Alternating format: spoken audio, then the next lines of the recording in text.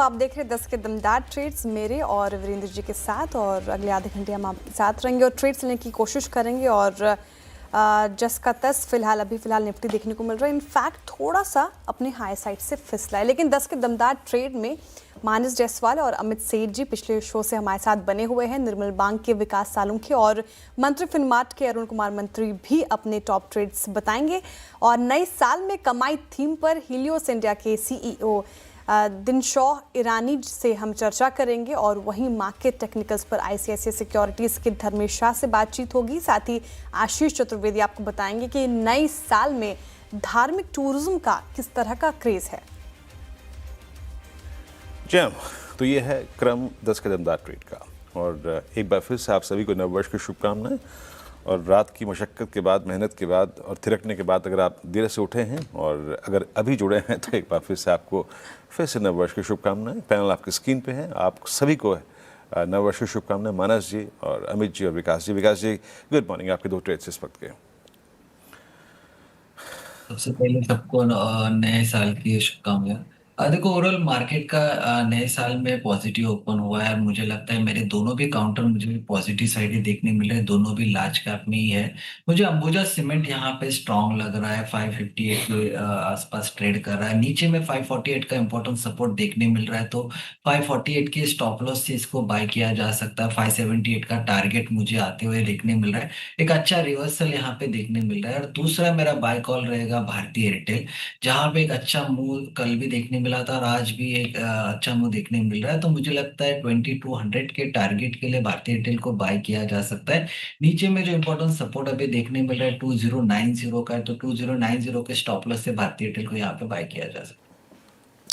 Ambuja cement space में एक बढ़ोतरी में देखने को मिल रहा है, भारतीय एयरटेल ये अच्छा करता हुआ। तो विकास जी की दो पिक्स हो गए हैं। अमित सेठ जी, आपके दो ट्रेड्स क्या होंगे? शेयर जी, जैसे कि हमने पहले भी डिस्कस किया है, अल्ट्राटेक सीमेंट एक वर्ज ऑफ अपमूव पे है। अच्छा खासा रेजिस्टेंस ये क्रॉस कर रहा है, 200 एमआर रिगेन कर रहा है। 11,850 का प्राइस है, बेस बना के स्टॉक ऊपर आ रहा है, तो इसे बाय करें। 11,700 का स्टॉप लॉस रहेगा और टारगेट्स रहेंगे 12,200 रुपीज के। दूसरा स्टॉक मैंने कल भी रिकमेंड किया था, बैंक ऑफ बड़ौदा अराउंड 293 में कल हमने रिकमेंड किया था एज अ टॉप कॉल। यहाँ पे बहुत अच्छा एक पॉजिटिव ट्रैक्शन हम देख रहे हैं। Bank of Baroda currently trade कर रहा है 301 रुपीज के आसपास। बाय करें, 296 का स्टॉप लॉस रहेगा और 312 के टारगेट्स रहेंगे। ओके, आपके दो ट्रेड्स ये। मानस जी, आपके दो ट्रेड। देखिए, पहले तो सुप्रीम इंडस्ट्रीज पे खरीदारी करने की राय रहेगी। अगर हम पैटर्न देखें तो स्टॉक ने बेस बनाया था करीब 3200 रुपए के आसपास। आज स्टॉक ने हायर टॉप हायर बॉटम्स का कंफर्मेशन दिया है, 10-20 डे मूविंग एवरेज के ऊपर निकला है। तो करंट लेवल्स पे खरीदारी करने की राय रहेगी। 3374 के स्टॉप लॉस से 3500 रुपए तक के टारगेट्स पॉसिबल है। जो दूसरा स्टॉक है वो अदानी एनर्जी सोल्यूशंस का है, जहां पर आज हमें एक ट्रेड ब्रेकआउट चार्ट्स पे देखने को मिला है। यहाँ पर करंट लेवल्स पे खरीदारी करने की राय रहेगी। स्टॉप लॉस 1034 के स्टॉप लॉस से 1100 रुपए के टारगेट के लिए खरीदारी किया। ओके, अडानी एनर्जी सोल्यूशन और सुप्रीम इंडस्ट्रीज ये दो पिक्स हो गए मानस जी के फिलहाल। लेकिन वीरेंद्र जी, मार्केट थोड़ा तो वॉलेटाइल हो रहा है आज के भी सेशन में। अगर आप देखिए, निफ्टी भी उतार चढ़ाव का शिकार हो रहा है। 40 अंक नीचे है, एकदम से ऊपर आया फिर नीचे आया। बैंक निफ्टी हालांकि फिर से कोशिश कर रहा है ऊपर जाने की, तो उतार चढ़ाव साल के पहले दिन देखने को मिला। और एफएमसीजी अब तो 2% इंडेक्स से डाउन हो गया। आईटी जो थोड़ा बैकफुट पे था, वहां पे बढ़ोतरी देखने को मिल रही है। तो ओवरऑल थोड़ा स्टॉक स्पेसिफिक ही मूव लग रहा है मार्केट में।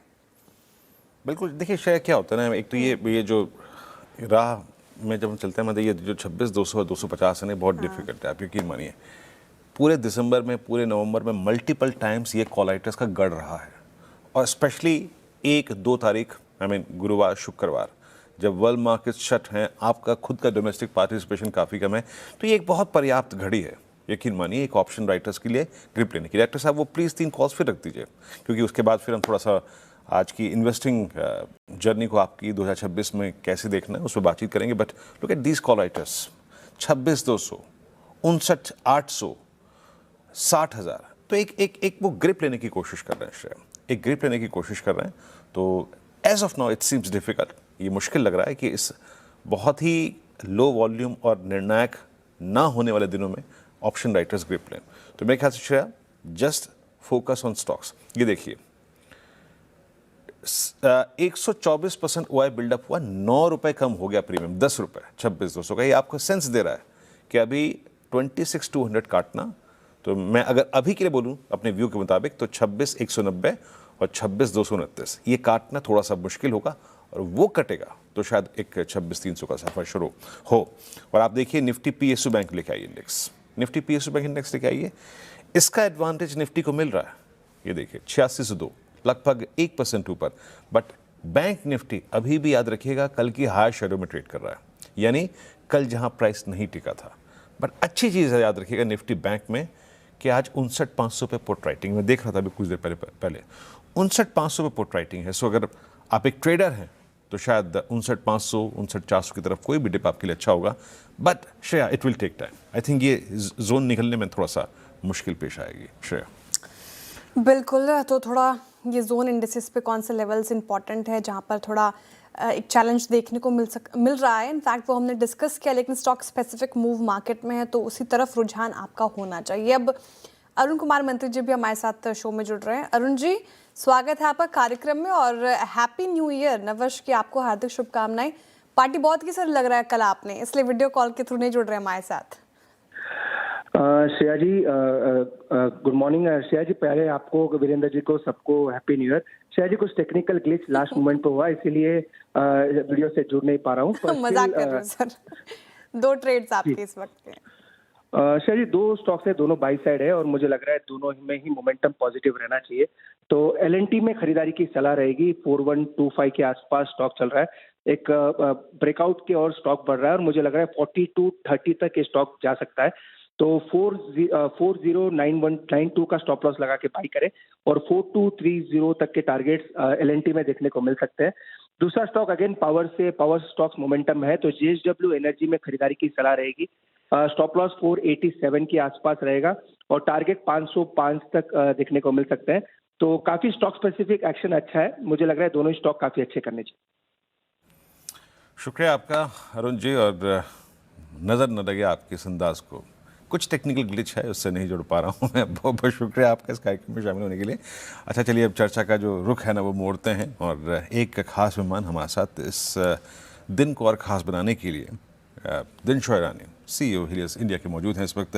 दिनशॉय जी, प्रणाम, नमस्कार और good morning, happy new year sir. ये नव वर्ष आपके लिए, आपके क्लाइंट बेस के लिए, आपके परिवार के लिए, सभी के लिए बहुत शुभ हो, मंगलमय हो, समृद्धि आए, स्वास्थ्य सर्वोपरि है। ये बताइए, 2025 संघर्ष में निकल गया सर, संघर्ष, और वो संघर्ष इसलिए भी खल रहा था कि वो सिर्फ हमने किया, वर्ल्ड मार्केट्स ने एंजॉय किया इस पूरे ड्यूरेशन को, कमोडिटीज़ ने एंजॉय किया इस ड्यूरेशन को, बट हम संघर्ष कर रहे थे। लेकिन वो कहते हैं ना कभी तो ये संघर्ष का दौर भी खत्म होगा। क्या लग रहा है 2026 का आउटलुक क्या आपका सर? पहले तो वीरू जी, धन्यवाद आपके शो पर आमंत्रित करने के लिए, और आपको, आपके दर्शकों को और आपकी टीम को नए वर्ष की शुभकामनाएं। एक्चुअली 2025 बहुत खराब हो सकता था, लेकिन संभल गया, क्योंकि हमारा एक्चुअली आप देखिए कि जो अर्निंग्स ग्रोथ वगैरह सब नेगेटिव ही था उस समय, और सितंबर में जाके ही थोड़ा पॉजिटिविटी आया। सितंबर अर्निंग्स की बात करें तो उसमें ही पॉजिटिविटी आया है, और प्लस न्यूज फ्लो भी काफी नेगेटिव थे वीरू जी। सो मुझे कोई इस बाजार से कोई वो नहीं है, गम नहीं है कि टिका रहा, 4-5% चला, वही बहुत था हमारे लिए। लेकिन आप जो दूसरा बोले, MSCI EM की अगर जो बात करें, जिसमें इंडिया एक कंपोनेंट है, तो 24 मेजर मार्केट में से हम 20वें थे इस टाइम रैंकिंग में। और एक चीज मैं सहमत नहीं हूँ आपकी बात से कि हम अकेले थे, कि 4 और मार्केट थे, और 4 जो मार्केट थे वो शायद इंडोनेशिया, टर्की, सऊदी अरेबिया, ये सब थे जो नेगेटिव थे। तो इसलिए हम अकेले नहीं थे जहां पे हमने सफर किया, ये भी थे साथ में, लेकिन 20वां रैंकिंग कोई अच्छा नहीं है। और एक्चुअली हमारा अंडर परफॉर्मेंस ये जो था इस बार MSCI EM को, पूरे साल की बात करें तो 28% का अंडर परफॉर्मेंस था। ये एक हिस्टोरिक हाई है वीरू जी। इतना बड़ा अंडर परफॉर्मेंस मैंने शायद ही पहले, शायद क्या, देखा ही नहीं है पहले। और ये मैं 90s की बात कर रहा हूँ, तब से हमने इतना बड़ा अंडर परफॉर्मेंस नहीं देखा है। तो इसलिए मुझे ये लग रहा है, और एक्चुअली आप हिस्ट्री अगर जो देखें तो जब भी इतना बड़ा अंडर परफॉर्मेंस होता है, एक रिवर्सल आता ही है हमारा। तो मुझे कोई शंका नहीं है कि ये 2026 में हम आउट परफॉर्म करेंगे एमएससीआई ईएम को। बहरहाल अगर जो आप बोले कि एमएससीआई ईएम में नेगेटिव रहा तो वो बात अलग है, लेकिन मुझे तो लग रहा है कि अभी बुरा वक्त खत्म हो गया है और 26 में अच्छा ही दिख रहा है। और आपने देखा आज सुबह बारिश हुई है बॉम्बे में, तो सारे गम धो दिए हैं ऊपर वाले ने भी सबके। सो देखते हैं अभी क्या होता है। बिल्कुल दिनशॉर जी, गुड मॉर्निंग, श्रेया बात कर रही हूँ और आपको भी नववर्ष की हार्दिक शुभकामनाएं मेरी तरफ से। और बिल्कुल सर, एक तो गम धोया, ऊपर से इतनी पोल्यूशन हो रही थी मुंबई में, वो भी थोड़ा कम हुआ है। अब दिल्ली में इतनी पोल्यूशन है कि मुंबई की कोई बात नहीं करता। खैर सर, मार्केट पर आते हैं और आपके मुंह में घी शक्कर, आप बहुत पॉजिटिव साउंड कर रहे हैं 2026 को लेकर। लेकिन सर सवाल यही है कि पैसे 2026 में बनेंगे कहाँ, क्योंकि कंफ्यूजन है और इन्वेस्टर्स के मन में। और जो इन्वेस्टर नए साल में बाजार में कदम रख रहा है, उसके लिए क्या हिदायत, कौन सा सेक्टर्स आपको अच्छे लग रहे हैं जहां पर पैसे बन सकते हैं इस साल? शिरा जी, आपको भी नए वर्ष की शुभकामनाएं। और एक्चुअली आप देखा जाए तो 26 जो मैंने बोला कि ऐसा बिकॉज अंडर परफॉर्मेंस हुआ इसलिए आउट परफॉर्मेंस होगा, वैसा नहीं है, ओनली वही नहीं है। लेकिन आप देखिए कि सितंबर के जब नंबर्स आए थे, रिजल्ट्स आए थे, उसके बाद में एक्चुअली हमारा आउट परफॉर्मेंस चालू हो गया था एमएससीआई को लेके। एक्चुअली सितंबर तक हमारा अंडर परफॉर्मेंस 30% था और ईयर एंड हमने 28 में किया, पर वो इतनी बड़ी बात नहीं है, 2% का तुमने कैचअप कर लिया था। लेकिन आगे चल के हमें यही लग रहा है कि जो रिजल्ट जैसे आ रहे हैं और एक्चुअली दिसंबर क्वार्टर भी हमें ढंग का लग रहा है, तो आप अगर जो एमएससीआई के कंपोनेंट भी देखें, उसमें जो आउट परफॉर्म किए हैं जो स्टॉक्स इंडिया के, और काफी बेहतरीन तरीके से आउट परफॉर्म किए हैं, तो वो स्टॉक्स का अगर जो आप देखें, एनालिसिस करें, तो उसमें अर्निंग्स ग्रोथ रही थी, इसीलिए वो आउट परफॉर्म किए थे। इसलिए हमें लग रहा है कि यहाँ पे भी जिस जिस सेक्टर में आपको अर्निंग्स ग्रोथ दिख रही है, वहां पे आपका आउट परफॉर्म चालू रहेगा। और अगर जो ज्यादा खोजने की जरूरत नहीं है, एक तो ऑब्वियसली जो सेक्टर जो अच्छे करने हमें लग रहा है आगे चल के अच्छे करेंगे, mainly will be driven by India का जो जीडीपी स्टोरी है, ग्रोथ स्टोरी है, उससे ही ड्रिवन होंगे। और इसलिए डोमेस्टिक फेसिंग कंपनी जैसे बीएफएसआई हो गया, जो एक्चुअली कंज्यूमर फेसिंग बीएफएसआई है, वो दैट शुड डू वेल। और consumption should do well, discretionary consumption actually अच्छा करेगा। और दूसरा जो न्यू एज कंपनीज है जो मार्केट शेयर कैप्चर्स कर रही है from incumbent companies, old age incumbent companies, वो भी अच्छा करेंगी। तो ये सब जो सेक्टर्स हैं, हेल्थ केयर, हॉस्पिटैलिटी, टूरिज्म, ये सब हमें अच्छे लग रहे हैं और हमें लग रहा है कि आगे चल के ये ग्रोथ दिखाएंगे और उसी के चलते आपको दिखेगा। बहरहाल अगर जो आप मार्केट कैप वाइज की बात करें, तो ये जो सितंबर क्वार्टर था, उसमें सबसे बड़ा ग्रोथ हमें दिखा था स्मॉल कैप सेक्टर में। जो 250 कंपनियां हैं आईएनएसई 500 की, उसमें जो स्मॉल कैप कंपनी थी 31%, 37%, if I remember right, earning growth था उनका। और मिड कैप का 25 था, लार्ज कैप का सिर्फ 10% ग्रोथ था। तो इसलिए मुझे लग रहा है कि यहाँ पे भी आपको फोकस शिफ्ट करना पड़ेगा, थोड़ा रिस्क लेना पड़ेगा लाइफ में, क्योंकि अगर जो रिटर्न देखना है तो थोड़ा रिस्क तो लेना ही पड़ता है। तो इसलिए लग रहा है कि सेक्टरली ऑल्सो एक शिफ्ट होगा, मतलब मार्केट कैप वाइज ऑल्सो एक शिफ्ट होगा टू दीज कैप्स। अच्छा सर, हमें चाहे वो इन्वेस्टिंग हो चाहे ट्रेडिंग हो, रिस्क रिवॉर्ड रेशो और प्रॉफिट बुकिंग, ये दो चीज़ें भी अगर आप देखें आपको बहुत जिन पे गौर करना पड़ता है। एक सेक्टर, इनफैक्ट जीएसटी कर का एडवांटेज तो सबने लिया, बट प्राइस पे जो ट्रांसलेट हो गया वो था ऑटो। आज अशोक लेलैंड को देखिए आप, MNM at all time high, Maruti at all time high, और बहुत सारे स्टॉक्स ऑल टाइम हाई पर हैं। इसने हाथों हाथ लिया और वो प्राइस एक्शन विजिबल था। Is that enough for the movement, या फिर आपको लगता है कि भी ऑटो यहाँ से डिलीवर करेगा? और जी एक्चुअली वीरू जी, हमें ऑटो में स्पेसिफिकली टू व्हीलर ही पसंद है आज की तारीख में। उधर हमने डायरेक्ट एक्सपोजर लिया हुआ है। और ऑब्वियसली ये रीजन वही है कि एक्चुअली जैसे ही पर कैपिटास बढ़ेंगे with the growth in GDP, two wheeler जो फर्स्ट एंट्री लेवल व्हीकल होता है एनी कंज्यूमर का, वो पिकअप आएगा और वहां से आपको दिखेगा। और अंडर पेनिट्रेटेड है आज की तारीख में, इसलिए हमें वो अच्छा लगता है। बहरहाल जो आपने ऑटोज की बात की, मेन स्टोरी वहां पे आज की तारीख में जो ग्रोथ दिख रहा है वो आपको ईवी स्पेस में दिख रहा है, इन द पैसेंजर व्हीकल्स, पीवीज में, पैसेंजर व्हीकल्स। तो वो वहां पे हमें लग रहा है कि वो अभी इंसुलेटेड है फ्रॉम कंपटीशन, ग्लोबल कंपटीशन। जैसे ही खुलता है तो आपको दिखेगा कि वहां पे ग्रोथ रेट थोड़ी हल्की होने लगी है। बहरहाल हम वो सेक्टर को मिस आउट नहीं किया, क्योंकि हमने वो सेक्टर प्ले आउट किया है थ्रू फाइनेंसियर्स, जो पीवी फाइनेंसिंग करते हैं, सीवी फाइनेंसिंग करते हैं, उनके थ्रू हम वो सेक्टर का एक्सपोजर लिया है हमने। और वो बहुत ही बढ़िया किए कि मोस्ट ऑफ द एनबीएफसीज आप देखिए तो ये बार एनबीएफसी जो सेक्टर था वो सबसे बेहतरीन परफॉर्मेंस उसी सेक्टर का था, इसलिए we captured that growth from that level, तो इसलिए हमें we are comfortable with that. Okay, ये हो गई ऑटो स्पेस की बात। अच्छे यहाँ पर मूव्स और काफ़ी पॉजिटिव साउंड कर रहे हैं दिनशॉट जी, लेकिन एफएमसीजी पैक ने काफ़ी अंडर परफॉर्म किया पिछले साल और आज जो शुरुआत हुई है उसकी वो भी कुछ अच्छी नहीं है। आईटीसी, गोदरेज फिलिप जैसे काउंटर्स आप देखें काफ़ी गिर रहे हैं, क्योंकि एक्साइज ड्यूटी लगने की बात है, वो तो खबरें पहले थी, आज से इम्प्लीमेंट हुआ फिर भी टूटा। अब एफएमसीजी पैक 2026 में क्या यहाँ पर इसके हालात सुधरेंगे या फिर, क्योंकि काफ़ी अंडर परफॉर्म किया है इसने, तो क्या यहाँ पर एक रिकवरी के संकेत आएंगे 2026 में, या फिर इस साल भी आप इसकी गुंजाइश न के बराबर देखते हैं? तो श्रेया जी, मैं एमएससीआई की इसलिए बात कर रहा हूँ कि वो कंपोनेंट्स मैंने अभी स्टडी किए हैं, तो मैं उसमें से भी बता दूं आपको। उन कंपोनेंट्स में one of the worst performing sector, बराबर बोला आपने, एफएमसीजी था वहां पे, और वो इसलिए था क्योंकि एक और जो फैक्टर था जो ये स्टॉक्स का, मैं एक तो बोला अर्निंग्स ग्रोथ जो थी वहां पे आपको ग्रोथ दिख गई, दूसरा जो इन सेक्टर्स में तो मतलब एफएमसीजी में तो अर्निंग ग्रोथ ज्यादा नहीं है, मतलब बड़ी पेडेस्ट्रियन ग्रोथ है, mid to high single digit की ग्रोथ है, पर जो स्टार्टिंग पी था वो भी काफी इंपॉर्टेंट था, स्टार्टिंग वैल्यूएशन पॉइंट जो था वो भी काफी इंपॉर्टेंट था for stocks to out perform.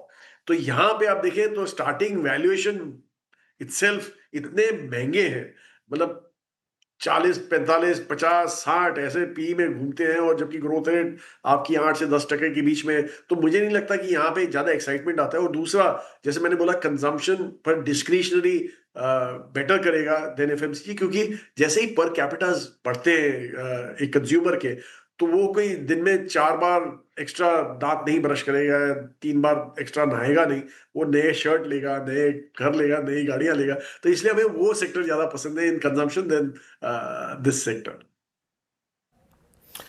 चलिए दिनशॉट सर, बहुत बहुत शुक्रिया, आप इस कार्यक्रम में शामिल हुए और सभी सेक्टर्स पे अपनी राय रखी आपने। अच्छा, इस साल पहली यात्रा विदेश की मतलब कौन सा? पिछली बार 25 में तो ये ऐनक आई आपकी जिसका फ्रेम हल्का सा सफेद है, और आपका देखा देखी समीर जी ने भी लिया है ना, अभी कौन सी यात्रा अपेक्षित है?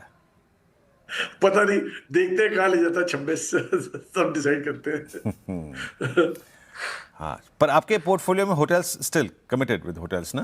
हाँ जी, हाँ जी, हाँ जी, हाँ जी, बिल्कुल बिल्कुल। इनफैक्ट हमारा जो स्मॉल कैप पोर्टफोलियो भी दिखेगा आपको दिसंबर का, उसमें भी देखेंगे कि काफी होटल कंपनीज है वहाँ पे, एक्सपोजर है हमारा। मैंने ये जवाब आपसे इसलिए ले लिया क्योंकि मैं होटल से पूछना चाह रहा था कि उस प्राइस डैमेज के बाद आपका व्यू क्या है। खैर, बहुत बहुत शुक्रिया, आप इस कार्यक्रम में शामिल हुए, और एक बार फिर से सीएनबी सहवाग के परिवार की तरफ से आपको नववर्ष की शुभकामनाएं, आपकी पूरी टीम को, और हमारी शुभकामनाएं प्लीज़ समीर जी को भी दे दीजिएगा एक बार। एक काम करते हैं, यहाँ से चर्चा बदलते हैं, विषय बदलते हैं। धर्मेश शाह हमारे साथ इस मौजूद हैं। धर्मेश, गुड मॉर्निंग, कार्यक्रम में स्वागत है, हैप्पी न्यू ईयर धर्मेश। एक हर्डल है 26,200 का, and same is the case with Nifty bank 59,800, 600। क्या व्यू है आपका इस प्राइस पर, इंडिसेस पे Dharmesh? So good morning, Virendra ji, and wishing you and your entire team of CNBC Awaz and your viewers a happy new year. Yes, definitely the market काफी strong base बना रहा है। अगर आप देखेंगे 2 महीने से 25,700 से लेके 26,200, 300 के बीच में एक strong base formation हो रहा है। हमें लग रहा है कि जो हिसाब से थर्सडे के दिन मूवमेंट आई थी नीचे से, जब बाइंग आई थी, कहीं ना कहीं लॉन्ग टर्म ट्रेंड लाइन को joining the lows of October, November and December वहीं से सपोर्ट लिया था ट्रेंड लाइन से, और 50 डे एक्सपोनेंशियल मूविंग एवरेज को भी कहीं ना कहीं रिस्पेक्ट दिया मार्केट ने। आने वाले दिनों में हमें लग रहा है कि मे बी 26,200 जो मेजर हर्डल है, if you look at the Nifty 50 constituents, जो हिसाब से वीकली टेक्निकल सेटअप बन रहे, लग रहा है कि कहीं ना कहीं 26,200 का जो लेवल है वो कहीं ना कहीं ऊपर की तरफ पार करना चाहिए, and we should be looking for target around 26,500 to 26,700 in the days to come. Just आपके चैनल पे एक और एक चीज हाईलाइट करना चाहता हूँ कि आजकल विक्स की काफी बात हो रही है कि विक्स बिलो 10 है, तो कहीं ना कहीं फियर कम होता जा रहा है, और हो सकता है कि यहाँ से मार्केट में क्रैश आए क्योंकि विक्स बढ़ सकती है यहाँ से।